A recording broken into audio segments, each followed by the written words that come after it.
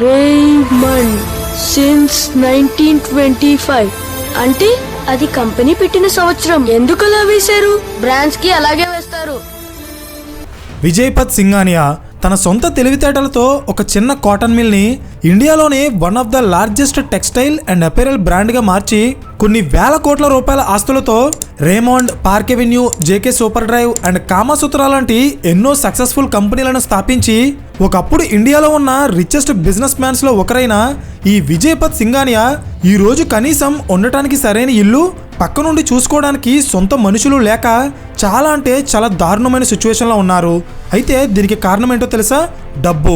అర్థం కాలేదా? చెప్తా చూడండి. జీవితంలో ఎంతో కష్టపడి పనిచేసి వాళ్ళు తినడానికి ఉన్నా లేకపోయినా పిల్లలకి మాత్రం ఏ లోటు లేకుండా చూసుకోవాలని ప్రతి తల్లిదండ్రులు కోరుకుంటారు. కానీ ఆ పిల్లల్లో కొంతమంది పెద్దవాళ్ళయి వాళ్ళకి సొంత ఫ్యామిలీస్ ఏర్పడ్డాక వాళ్ళు ఆ స్థాయికి రావడానికి కారణమైన వాళ్ళ తల్లిదండ్రుల్ని కూడా పట్టించుకోకుండా చాలామంది ఓల్డ్ ఏజ్ హోమ్స్లో, అనాథ శరణాలయాల్లో అండ్ ఒంటరిగా వదిలేస్తున్నారు. అయితే ఇలా చేసేది కేవలం పేదవాళ్ళు లేదా డబ్బులు లేని వాళ్ళు మాత్రమే కాదు. ఈవెన్ కొన్ని వేల కోట్ల రూపాయల ఆస్తులు ఉన్న వ్యక్తులు కూడా చివరి రోజుల్లో వాళ్ళ పేరెంట్స్ దగ్గరున్న ఆస్తి మొత్తాన్ని తీసుకుని వాళ్ళని పట్టించుకోకుండా వదిలేస్తున్నారు. అయితే ఇది ఎందుకు చెప్తున్నానంటే ఇప్పుడు విజయపత్ సింఘానియా గారి జీవితంలో కూడా ఇదే జరుగుతుంది. అయితే దీనికి కారణం ఏంటి? రేమండ్ కంపెనీని ఒక సక్సెస్ఫుల్ బ్రాండ్గా మార్చిన విజయపత్ సింఘానియా గారు ఈరోజు ఆయన ఉండటానికి ఒక ఇల్లు లేక తన సొంత కొడుకు మీదే కోర్టులో కేసు పెట్టే సిచ్యువేషన్కి ఎందుకు వచ్చారో నేను ఈ వీడియోలో చెప్పబోతున్నాను. Hello everyone, welcome to today's video and this is your friend Surya. Raymond అనే కంపెనీకి దాదాపు 100 సంవత్సరాల చరిత్ర ఉంది. ఈ కంపెనీ 1925లో ఒక చిన్న ఉలెన్ మిల్గా స్టార్ట్ అయింది. కొన్ని సంవత్సరాల తర్వాత 1944లో దీన్ని లాలా కైలాష్పత్ సింఘానియా అనే వ్యక్తి కొన్నారు. ఆయన తర్వాత తన తమ్ముడు గోపాలకృష్ణ సింఘానియా దీన్ని రన్ చేశారు. ఫైనల్గా 1980లో రేమండ్ కంపెనీని లాలా కైలాష్పత్ సింఘానియా గారి కొడుకు విజయపత్ సింఘానియా గారు టేక్ ఓవర్ చేసి ఒక చిన్న ఉలెన్ మిల్గా ఉన్న ఈ రేమండ్ బ్రాండ్ని ప్రపంచంలోనే one of the top textile and apparel బ్రాండ్గా మార్చారు. అయితే ఇదంతా ఎలా జరిగిందంటే రేమండ్ కంపెనీ విజయపత్ సింఘానియా గారి చేతికి వచ్చాక ఈ కంపెనీని నెక్స్ట్ లెవెల్కి తీసుకువెళ్ళడానికి ఆయన మెయిన్గా ఫాలో అయిన స్ట్రాటజీ ఏంటంటే అప్డేటింగ్ టెక్నాలజీ అండ్ ఇన్ఫ్రాస్ట్రక్చర్. అంటే బట్టల తయారీలో ప్రపంచవ్యాప్తంగా వస్తున్న కొత్త కొత్త టెక్నాలజీ, మెషినరీ అండ్ మెటీరియల్ గురించి ఎప్పటికప్పుడు తెలుసుకుంటూ వాటిని తన కంపెనీలో కూడా ఇంప్లిమెంట్ చేస్తూ వచ్చేవారు. సో దీనివల్ల టెక్స్టైల్ ఇండస్ట్రీలో ఒక రెవల్యూషన్ క్రియేట్ అయ్యి కస్టమర్స్ అంతా కూడా కొత్త కొత్త డిజైన్స్ అండ్ మోడల్స్ని కోరుకునేవారు. సో ఇది గమనించిన విజయపత్ సింఘానియా కేవలం డిజైన్స్ మీద మాత్రమే కాకుండా కస్టమర్స్లో రేమండ్ బ్రాండ్కి ఒక స్పెషల్ ఐడెంటిటీ క్రియేట్ అయ్యేలా టాప్ నాచ్ క్వాలిటీతో బట్టలు తయారు చేసి మార్కెట్లోకి రిలీజ్ చేసేవారు.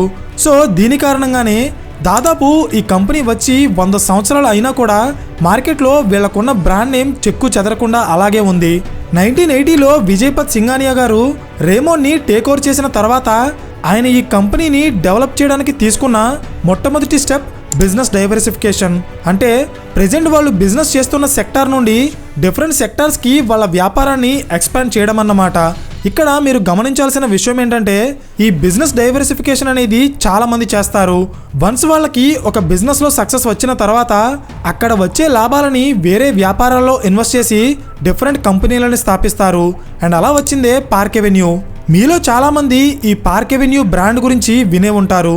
1986లో విజయపత్ సింఘానియా గారు ఈ పార్క్ ఎవెన్యూ బ్రాండ్ని లాంచ్ చేసి రేమండ్ బిజినెస్ని ఫస్ట్ టైం డైవర్సిఫై చేయడం స్టార్ట్ చేశారు. అండ్ ఇది బాగా వర్క్ అవడంతో 1991లో ఈ రేమండ్ కంపెనీ ఇంకొక కొత్త బ్రాండ్ని లాంచ్ చేసింది. అదే కామసూత్ర. ఇండియాలో ఉన్న ప్రీమియం కాండోమ్ బిజినెస్ని టార్గెట్ చేస్తూ ఆయన ఈ బ్రాండ్ని లాంచ్ చేశారు. అండ్ ఫైనల్లీ ఇది కూడా మంచి సక్సెస్ కొట్టింది. Next diversification aviation industry. ఇండియాలో రిచ్ పీపుల్ అంతా కూడా ఫ్లైట్స్లో ట్రావెల్ చేసేటప్పుడు బిజినెస్ క్లాస్ని చూస్ చేసుకుంటారు. అండ్ ఇంకా ఎక్కువ డబ్బులు ఉన్న వాళ్ళు సొంతంగా ప్రైవేట్ జెట్స్నే కొనుక్కుంటారు. అయితే పేదవాళ్ళకి ధనవంతులకి మధ్యతరగతి వాళ్ళు ఉన్నట్టే రిచ్ పీపుల్కి, అల్ట్రా రిచ్ పీపుల్కి మధ్య ఒక కేటగిరీ ఉంటుంది. వాళ్ళే ప్రైవేట్ జెట్స్ని అద్దెకి తీసుకుని యూజ్ చేస్తారు. సో అలాంటి కస్టమర్స్ని టార్గెట్ చేసి విజయపత్ సింఘానియా గారు 1996లో రేమండ్ ఏవియేషన్ అనే పేరుతో చార్టర్ ఫ్లైట్ సర్వీసెస్ని స్టార్ట్ చేశారు. అండ్ దీనితో పాటు semi formal and casual wear కోసం Parx and Raymond ready to wear బ్రాండ్స్ని స్టార్ట్ చేశారు. సో ఇలా ఒకవైపు కంపెనీ బిజినెస్ ని డిఫరెంట్ ప్రొడక్ట్స్ కి ఎక్స్పాండ్ చేస్తూ, మరోవైపు Raymond textile and apparel business ని ఇంటర్నేషనల్ గా ఎక్స్పాండ్ చేస్తూ విజయపత్ సింఘానియా గారు ఇండియాలోనే one of the richest person గా ఎదిగిపోయారు. అయితే ఇక్కడే ఈ స్టోరీ మొత్తాన్ని మలుపు తిప్పిన ఒక వ్యక్తి గురించి మనం మాట్లాడుకోవాలి. ఆయనే గౌతమ్ సింఘానియా, విజయపత్ సింఘానియా గారి కొడుకు. అయితే 1990s ఈయన రేమండ్ బిజినెస్లో జాయిన్ అయిన తర్వాత రేమండ్ కంపెనీ వాళ్ళ బిజినెస్ని steel, cement and news papers లాంటి ఎన్నో కొత్త కొత్త ఇండస్ట్రీస్కి ఎక్స్పాండ్ చేసింది. అయితే బిజినెస్ పాయింట్ ఆఫ్ వ్యూలో ఆలోచిస్తే గౌతమ్ సింఘానియా గారు కూడా చాలా మంచి బిజినెస్ మ్యాన్. ఇది ఎలా చెప్తున్నానంటే 2000 ఇయర్లో ఆయన రేమండ్ కంపెనీని తన తండ్రి గారి నుండి టేక్ ఓవర్ చేసిన తర్వాత ఈ కంపెనీలో పెద్దగా లాభాలు ఇవ్వని బ్రాండ్స్ని అండ్ ఫ్యూచర్లో గ్రో అయ్యే అవకాశం లేని వ్యాపారాలని అమ్మేసి ఏ వ్యాపారాలకైతే ఫ్యూచర్లో ఎక్కువ స్కోప్ ఉంటుందో వాటి మీద ఎక్కువ ఫోకస్ చేశారు. అండ్ ఈ ప్రాసెస్లోనే రేమండ్ కంపెనీ చేస్తున్న సిమెంట్ అండ్ స్టీల్ బిజినెస్ని అమ్మేసి దాని నుండి వచ్చిన కొంత డబ్బుని కంపెనీ అప్పులు తీర్చడానికి యూజ్ చేసి మిగిలిన డబ్బుని రేమండ్ కంపెనీ బిజినెస్ని ఇంకా పెంచడానికి అందులోనే రీఇన్వెస్ట్ చేశారు. సో దీనివల్ల రేమండ్ కంపెనీ కూడా చాలా స్పీడ్గా డెవలప్ అయింది. ఎంతలా అంటే 2001లో గౌతమ్ గారు ఈ కంపెనీని టేక్ ఓవర్ చేసే టైంకి సుమారు 1000 కోట్ల రూపాయలుగా ఉన్న ఈ కంపెనీ ఆదాయం 2014 టైంకి 5300 కోట్ల రూపాయలకి పైగా పెరిగింది. అంటే గౌతమ్ గారు ఈ కంపెనీని టేక్ ఓవర్ చేశాక ఈ కంపెనీ బిజినెస్ దాదాపు 5 రెట్లకు పైగా పెరిగింది.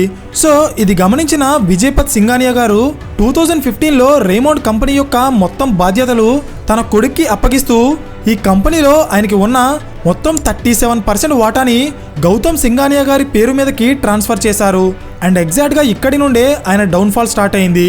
ఎలా అంటే రేమండ్ కంపెనీకి ముంబైలో జేకే హౌస్ అనే పేరుతో ఒక లగ్జరీ బిల్డింగ్ ఉంది. ఇది ముఖేష్ అంబానీ యాంటిలియా తర్వాత ఇండియాలోనే second largest and most expensive property. దీని వాల్యూ 6000 కోట్ల రూపాయలు. సో ఈ బిల్డింగ్ కంప్లీట్ అయిన తర్వాత ఇందులో విజయపత్ సింఘానియా గారితో పాటు కొడుకు గౌతమ్ సింఘానియాకి అండ్ తన తమ్ముడు భార్య అండ్ పిల్లలకి కూడా ఇందులో వాటా ఉంటుంది. కానీ గౌతమ్ సింఘానియా తన తండ్రికి ఇవ్వాల్సిన వాటాని ఇవ్వకుండా మొత్తం తనే ఆక్రమించారని, ఇప్పుడు తను ఉండటానికి సొంతంగా ఇల్లు కూడా లేని సిచ్యువేషన్లో ఉన్నానని విజయపత్ సింఘానియా తన కొడుకు గౌతమ్ సింఘానియా మీద ముంబై కోర్టులో కేసు ఫైల్ చేశారు. ఇక్కడ మీరు గమనించాల్సిన విషయం ఏంటంటే ప్రెసెంట్ విజయపత్ సింఘానియా పేరు మీద రేమండ్ కంపెనీలో 1% కూడా వాటా లేదు. ఇది గుర్తుపెట్టుకో, తర్వాత మాట్లాడుకుందాం. సో కోర్టులో విజయపత్ సింఘానియాకి ఫేవర్గానే జడ్జిమెంట్ వచ్చింది. అంటే ఆయనకి జేకే హౌస్లో వాటా ఉంది అని. కానీ విజయపత్ గారి డిమాండ్ ఏంటంటే ఆయనకి జేకే హౌస్లో ఫ్లాట్ అవసరం లేదు, కానీ దాన్ని అమ్ముకుని వచ్చిన డబ్బుతో వేరే చోట ఇల్లు కొనుక్కుని మిగిలిన డబ్బుతో ఆయన బతకాలనుకుంటున్నారు. అయితే ఇక్కడ ట్విస్ట్ ఏంటంటే ఈ జేకే హౌస్ రేమండ్ కంపెనీ అండర్లో ఉండటం వల్ల ఇందులో ఒక వాటాని అమ్మాలంటే దానికి రేమండ్ కంపెనీ బోర్డు మెంబర్స్ యొక్క అప్రూవల్ కావాలి. కానీ కంపెనీ మొత్తం గౌతమ్ సింఘానియా అండర్లో ఉండటం వల్ల ఆయన ఈ బోర్డు మెంబర్స్ని మార్చేసి తన తండ్రి ప్రపోజల్కి అప్రూవల్ ఇవ్వకుండా రిజెక్ట్ చేశారు. సో విజయపత్ సింఘానియా గారికి ఈ కంపెనీలో 1% కూడా వాటా లేకపోవడం వల్ల ఆయన ఇప్పుడు ఏమీ చేయలేకపోతున్నారు. సో అందుకే ఆయన మీడియాలో అలాగే తన పర్సనల్ బయోగ్రఫీ అయిన ద ఇన్కంప్లీట్ లైఫ్ అనే బుక్లో కూడా ఆయన హైలైట్ చేసి రాసిన విషయం ఏంటంటే తన జీవితంలో తను చేసిన అతిపెద్ద తప్పు తనకంటూ ఏమీ ఉంచుకోకుండా మొత్తం తన పిల్లలకి ఇవ్వడమే అని. అండ్ ఫ్యూచర్లో ఏ తల్లిదండ్రులు కూడా వాళ్ళు బ్రతికుండగా వాళ్ళ పిల్లలకి మొత్తం ఆస్తులని ఇవ్వకూడదని సజెస్ట్ చేశారు. అయితే ఇప్పుడు ఆయనకి జేకే హౌస్లో వాటా వస్తుందా రాదా అనేది కంప్లీట్గా రేమండ్ కంపెనీ బోర్డు తీసుకోవాల్సిన నిర్ణయం. కానీ దాని అధినేత గౌతమ్ సింఘానియా అవ్వడం వల్ల విజయపత్ సింఘానియా గారి ప్రపోజల్ ఎన్నో సంవత్సరాలుగా రిజెక్ట్ అవుతూనే ఉంది. అయితే ఇది ఇలా ఉండగా గౌతమ్ సింఘానియాకి మరొక ప్రాబ్లం వచ్చింది. అదేంటంటే రీసెంట్గా గౌతమ్ సింఘానియా వైఫ్ అయిన నవాజ్ మోడీ సింఘానియా తనని తన 2 డాటర్స్ని గౌతమ్ కొడుతూ టార్చర్ చేస్తున్నారని, రేమండ్ కంపెనీ డబ్బుని ఆయన పర్సనల్ అవసరాలకి యూజ్ చేసుకుంటున్నారని ఆరోపణలు చేసి గౌతమ్ సింఘానియా నుండి తనకి డైవర్స్ కావాలని అనౌన్స్ చేసింది. అయితే ఇక్కడ ట్విస్ట్ ఏంటంటే ఈ డైవర్స్ సెటిల్మెంట్ కోసం ఆమె గౌతమ్ సింఘానియా గారి ఆస్తిలో 75% వాటాని ఇవ్వాలని అడుగుతున్నారు. అంటే దాదాపు 8700 కోట్ల రూపాయలు. సో ఈ ఫ్యామిలీ డిస్ప్యూట్ వల్ల గత 2 నెలలుగా స్టాక్ మార్కెట్లో రేమండ్ కంపెనీ షేర్స్ దాదాపు 30% 50%కి పైగా లాస్ అయ్యాయి.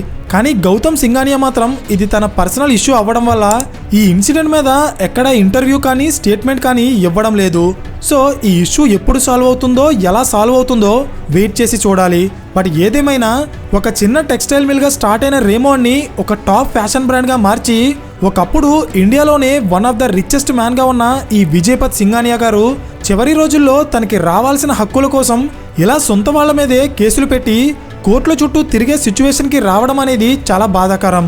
సో దీని మీద మీ ఒపీనియన్ ఏంటో కింద కామెంట్ చేయడం మర్చిపోకండి. అండ్ ఈ కేసు నుండి మనం నేర్చుకోవాల్సిన ఒక ఇంపార్టెంట్ బిజినెస్ లెసన్ ఏంటంటే, బిజినెస్ గ్రో అవుతున్నప్పుడు అక్కడ వచ్చే డబ్బుని డిఫరెంట్ సెక్టార్స్లో ఇన్వెస్ట్ చేసి బిజినెస్ని డైవర్సిఫై చేయడం ఎంత ముఖ్యమో, అలాగే బిజినెస్ నష్టాల్లోకి వెళ్ళినప్పుడు ఫ్యూచర్లో గ్రోత్ లేని వ్యాపారాలని మూసేసి లాభాలు వచ్చే వ్యాపారాల మీద ఫోకస్ చేయడం కూడా అంతే ముఖ్యం. ఎందుకంటే ఈ తండ్రి కొడుకులు ఇద్దరు కూడా ఈ స్ట్రాటజీని కరెక్ట్ టైంలో రేమోండ్లో ఇంప్లిమెంట్ చేయడం వల్లే ఈరోజు రేమోండ్ కంపెనీ కొన్ని వేల కోట్ల రూపాయల బ్రాండ్గా మారింది. అర్థమైందా? సో ఫైనల్లీ ఈ వీడియో మీకు ఇన్ఫర్మేటివ్గా అనిపిస్తే ఖచ్చితంగా లైక్ చేయడం మర్చిపోకండి. బికాస్ మీరు చేసే ఆ ఒక్క లైక్ మా వీడియోని మరికొంతమందికి రీచ్ అయ్యేలా చేస్తుంది. అండ్ ఇలాంటి ఇన్డెప్త్ బిజినెస్ కేస్ స్టడీస్ ఇష్టపడే మీ ఫ్రెండ్స్ అండ్ ఫ్యామిలీ మెంబర్స్కి ఈ వీడియోని షేర్ చేసి ఇలాంటి మరిన్ని క్వాలిటీ కాంటెంట్ కోసం ఛానల్ని సబ్స్క్రైబ్ చేయండి. పక్కనే ఉన్న గంట సింబల్ ఆన్ చేస్తే మేము వీడియో అప్లోడ్ చేసిన వెంటనే మీకు ఇమీడియట్ నోటిఫికేషన్ వస్తుంది. So thank you for watching and I will see you in the next video. Till then this is your friend Surya signing of.